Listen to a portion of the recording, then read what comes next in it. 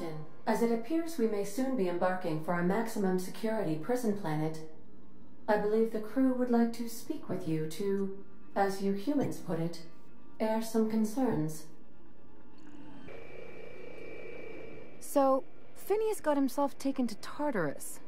That's usually a one-way trip. Mr. Phineas is just about the only person with power trying to do any kind of good in Halcyon. We gotta bust him out. To extract the scientist, you will need to infiltrate the labyrinth. But that course of action is likely to be quite dangerous, Captain. I am programmed to warn you whenever you exhibit inclinations toward risky behavior. Breaking into Tartarus will not be easy. Getting in is the simple part. It's getting out again that's the trouble. Trust me, I know. If you really mean to do this, you should see to your final affairs and close out any unfinished business. Once you sneak into Tartarus, you may be there a while. Or permanently. It's the craziest plan I've ever heard. And I mean that as a compliment. I think it's insane. But maybe the colony needs a healthy dose of insanity right about now. I know it's dangerous. And I won't lie and say I'm not scared out of my wits. But I couldn't live with myself if we didn't do something. You're asking for more than bravery from us, Captain. But there are worse ways to go than dying for a good cause. I'm in.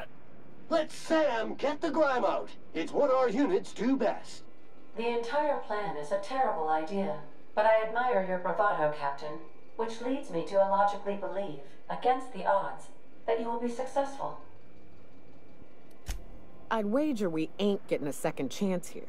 What's the plan? Sensible. Let's just hope they haven't resorted to torture, for his sake. Waiting on your command, Captain.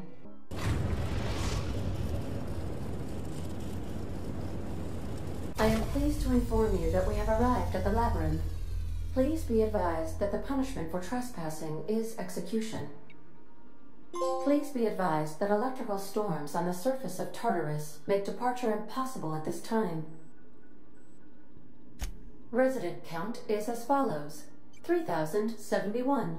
Resident deaths, including but not limited to executions, are as follows: 1,684. Resident escapes are as follows: 0. The interior can be chilly. Take a scarf with you, Captain. I would also ask that you leave your captain's ID with me, in the event that you do not return. I can make the assurance that I will not leave with another captain unless you do not return within 876,541,652 hours. Oh, speak of the devil. Captain, I am receiving a transmission from the prison's docking authority now. Attention, unauthorized spacecraft. This is a maximum security installation. Your presence here is an explicit violation of UDL corporate policy. You are hereby confined to your docking platform until a ticket detailing your crimes has been filed and notarized, at which point your vessel will be seized and you will be executed. I wager it'll take a bit longer than it takes you to lose your patience and storm out of your ship looking to get shot. To be honest, that'd make my job a lot easier. You come out, we shoot you full of holes, and then everyone goes about their day worry-free. Except you. You'll be dead. Protocol is important, ma'am. The sentencing of one crime does not preclude the sentencing of another, technically speaking. Tartarus Docking Authority signing up. Hang on. Looks like you're gonna have company at the execution. Another ship just pulled into your dock. Wait, is that from the Groundbreaker? What the? Pay no mind to that, just have a pleasant day. Transmission terminated.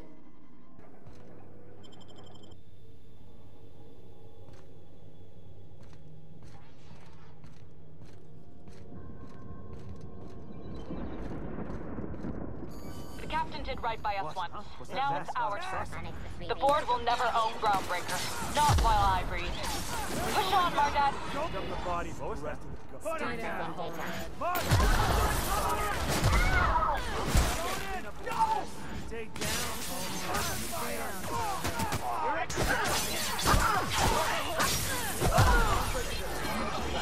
Protect the Groundbreaker! More paperwork. Dump the body to the rest of them. Take them! Garbage out the airlock. Stay down, head. Somebody clean up this. Watch out! Coming!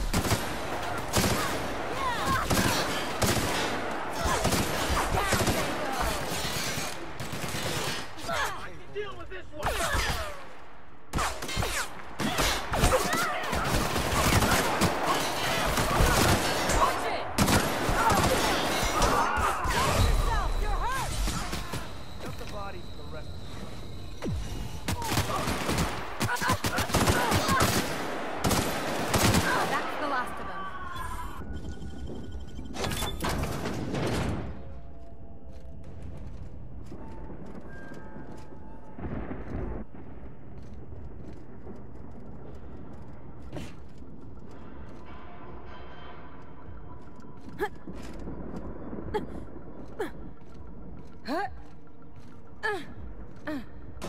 Sure never planned on seeing the inside of this place. This might be the loneliest place in the whole system.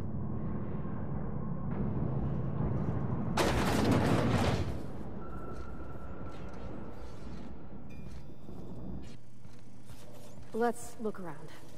There's gotta be a few ways through here.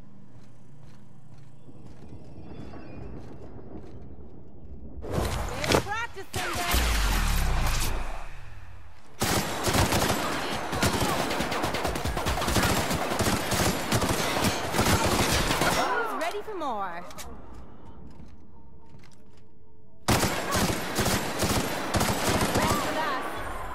Cover me! Open fire!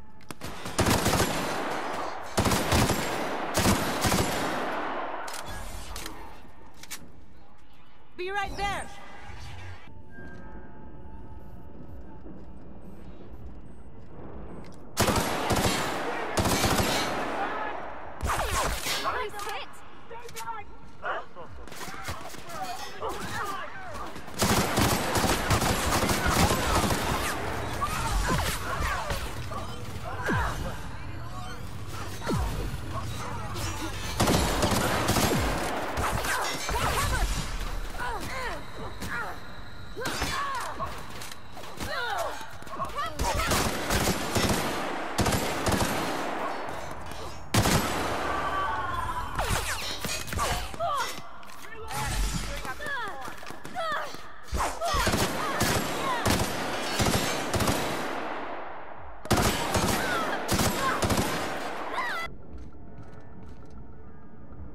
On it.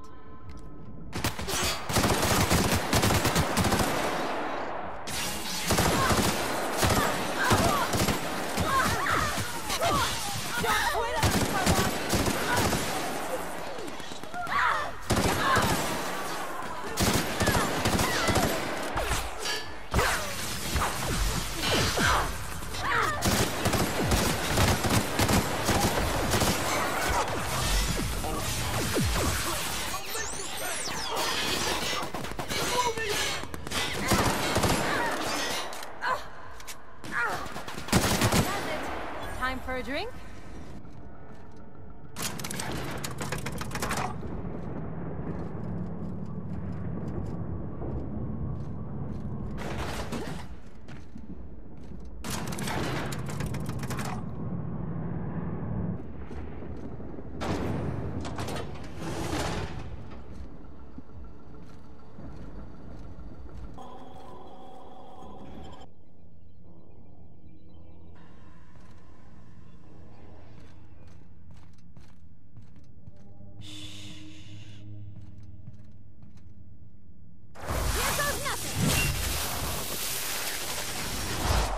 Here they come! Here we go!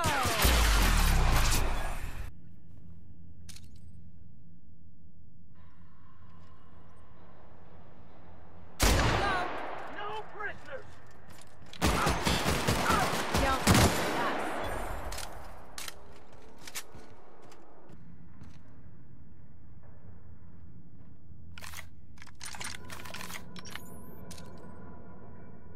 Show it! Take them down!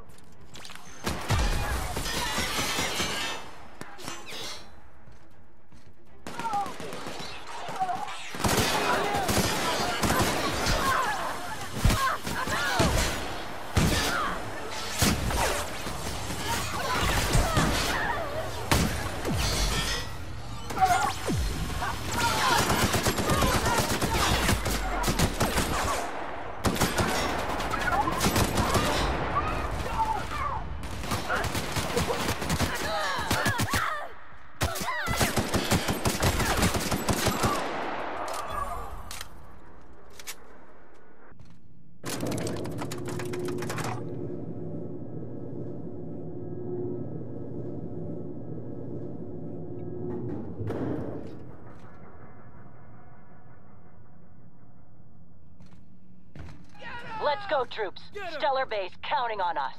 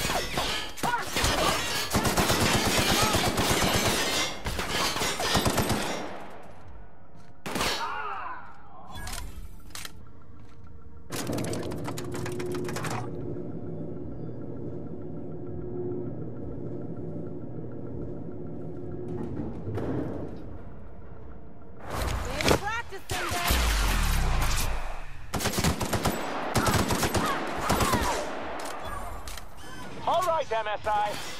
I'm not one for rousing speeches, but the captain needs our help. So get in there and fight!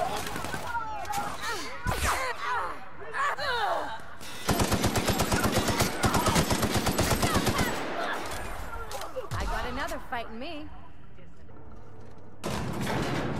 Really doing this, huh? Hope you're right about this, Captain.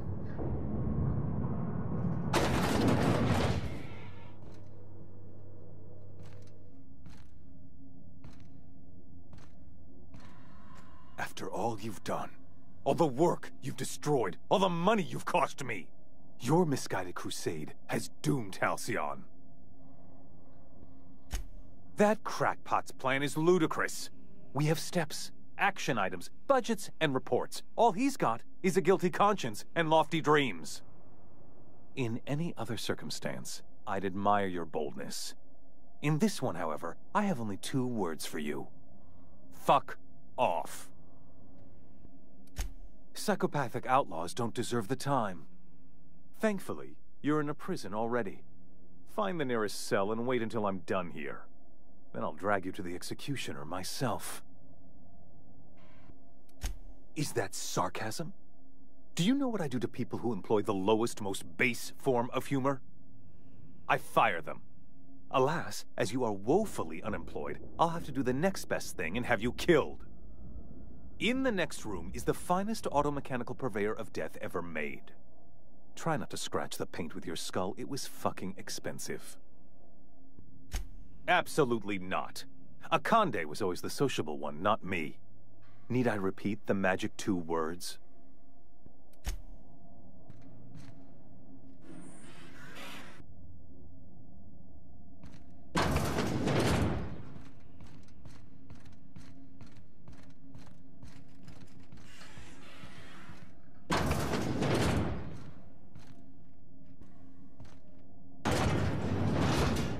Big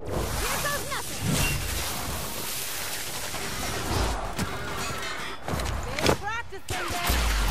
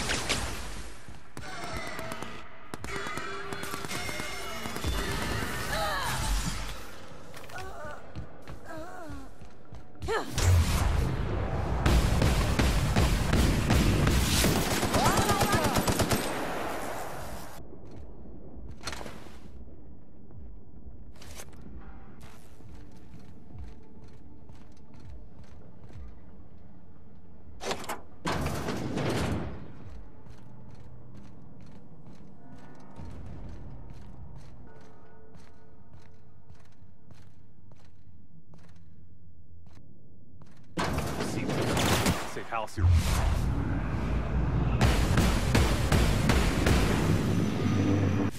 Everyone all right? Get me out of here!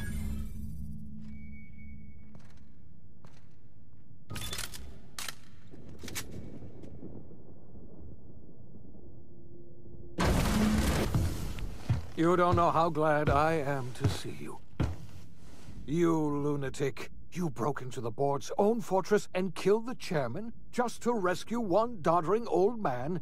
You are absolutely out of your mind, and I can't begin to thank you enough. Ah, all in a day's work for you, huh?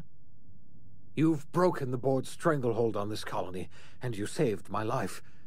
But there's still so much we have yet to accomplish. You and I are going to have to work harder than ever to save Halcyon. I'm afraid the situation is far worse than any of us ever anticipated. Earth has gone dark. We haven't received a single message in 3 years. There's been no communication, no signals, nothing. 2 years ago, the Earth's Directorate's frigate disappeared on their way back to Earth. We don't know what they discovered when they arrived, or if they arrived at all. They haven't exactly been hands-on around here anyway. So there's one less rubber stamp to worry about. Earth is humanity's home planet, Miss Fenhill. The psychological effects of losing our original home will be devastating. You mean we're all alone out here? Really alone? I'm afraid so, Miss Holcomb. Halcyon is the only home we have left. Returning to Earth is no longer an option. We're in serious trouble, my friend. Do you know what this means for Halcyon? We can't rely on Earth for support anymore. We've been cut loose. We're entirely on our own. Yes, we do. You've done a marvelous thing. You've succeeded where anyone else would have failed, including me.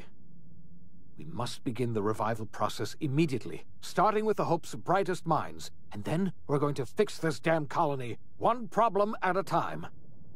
We're going to need a leader. And I can't imagine a better person for the job than you. What do you say, old friend? Will you help us? You won't hear a word of disagreement from me. You're the best thing to ever happen to Halcyon. If you want to take it upon yourself to lead this colony, you have my support. We're not a colony any longer, are we? Our last connection to Earth has been severed, and so we have been set free. Our future is uncertain, and no one knows what tomorrow holds. Exciting, isn't it? The OSI teaches that everything in the universe happens according to the grand plan. But the stranger that arrived in Halcyon was an unplanned variable. From the moment he landed in Emerald Vale, his actions altered the course of history. The events on Tartarus brought about the end of the board's authority. But the board's mistakes would haunt the colony for decades to come. The damage they left behind would require the work of a generation to repair. Dr. Phineas Wells began reviving a handful of the Hope's colonists. Engineers, scientists, technicians, and intellectuals.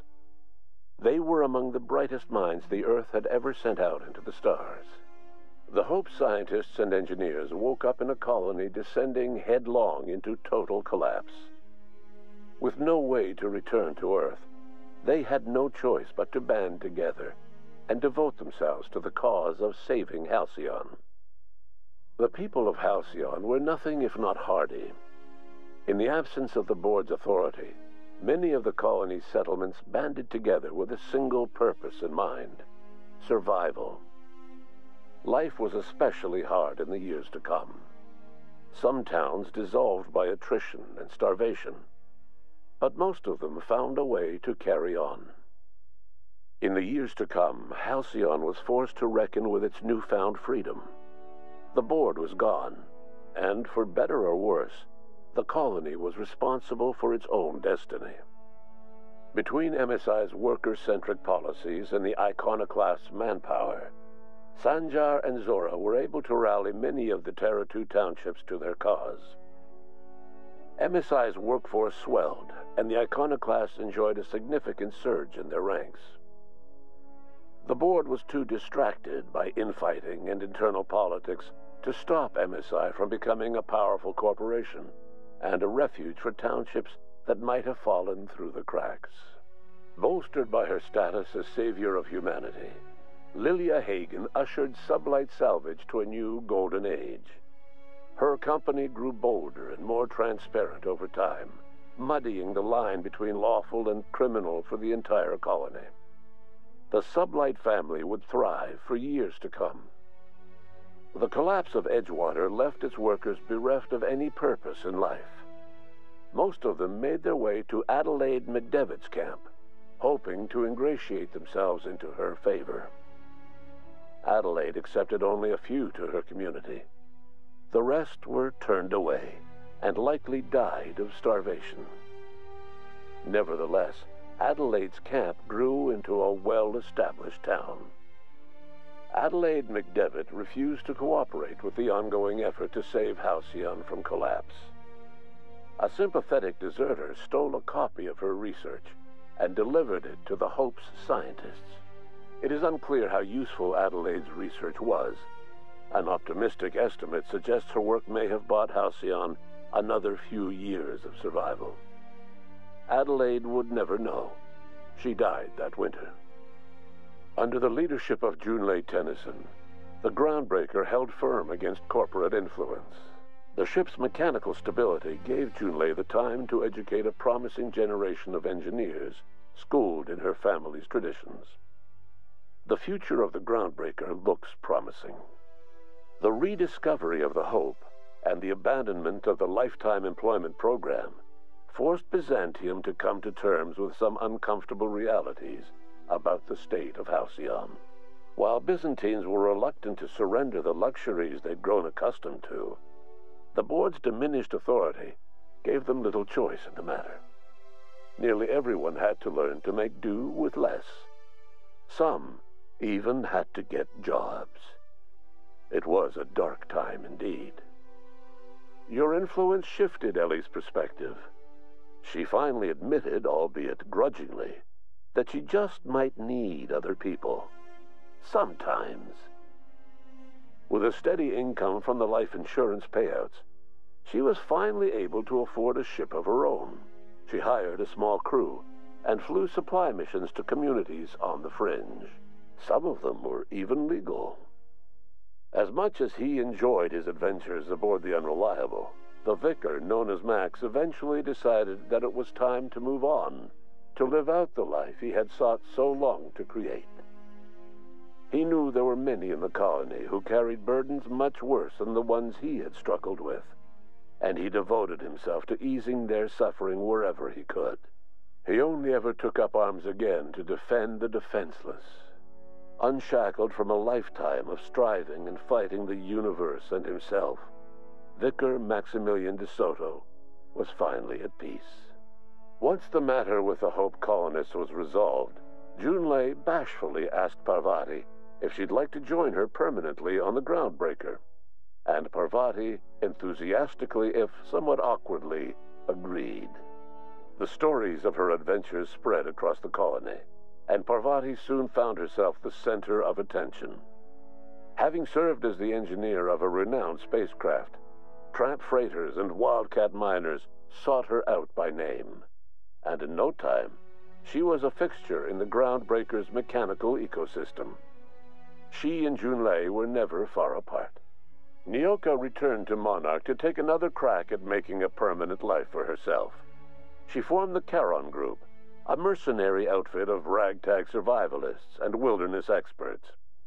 Anyone in need of a guide, or just looking to throw back a beer and swap stories, could find her camping on the trail or clearing an infestation. The SAM unit that accompanied you spread awareness of the product line's superior sanitation and maintenance capabilities across what was left of the colony. This led to a boost in SAM unit sales. Did you know that SAM units are the longest-lasting, toughest-acting cleaning solution in Halcyon? Minister Clark was released from house arrest, and his contact with you gave him a sense of renewed purpose and vigor. Once it became clear that no help would be coming from Earth, he threw his considerable efforts and talents into helping Halcyon manage the crisis before it. As for Dr. Phineas Wells, he spent his remaining years in his orbital lab. He eventually came to terms with his own past, and was able to forgive the mistakes of his younger self by devoting his remaining years to serving the colony. Dr. Wells was able to revive many more scientists and engineers than he first expected, thanks to the additional batch of chemicals you stole from the Ministry. Wells never forgot about the human lives that were lost in acquiring these chemicals. In the end, Dr. Wells was able to save every scientist and engineer aboard the Hope. Over the next decade, nearly all of the Hope's remaining colonists were successfully revived. Halcyon saw a period of rapid technological and scientific advancement. Breakthroughs in dietary supplements saved the colony from starvation. Geoengineering projects and social reforms began to change the structure and character of the colony. Dr. Wells laid the groundwork for the project to save the colony, but he would never live to see the fruits of his labor. He passed away a few years later. His work was carried on by the scientists and engineers he revived. Today, Halcyon has stabilized. The people of the colony work hard to adapt to their new circumstances. Nearby colonies send aid and supplies. Life will never be easy in Halcyon, but for the first time in its history, there exists a sense of real, genuine hope about the future. And what about you? The unplanned variable in the history of Halcyon. You brought an end to the chaos on Tartarus, and proved yourself the most capable leader left in the colony. You administered the colony in your own image. With the old power of the board destroyed, a new government of Halcyon rose with you at its center. With your steady hand, you guided Halcyon through the turbulent years that were to follow, and helped ensure the survival of the colony until the end of your days. No one knows what's happened to Earth, and no one knows what the future has in store for Halcyon. All we know for certain is this: the name of the Unreliable and that of its intrepid captain will remain the subject of countless stories for years to come.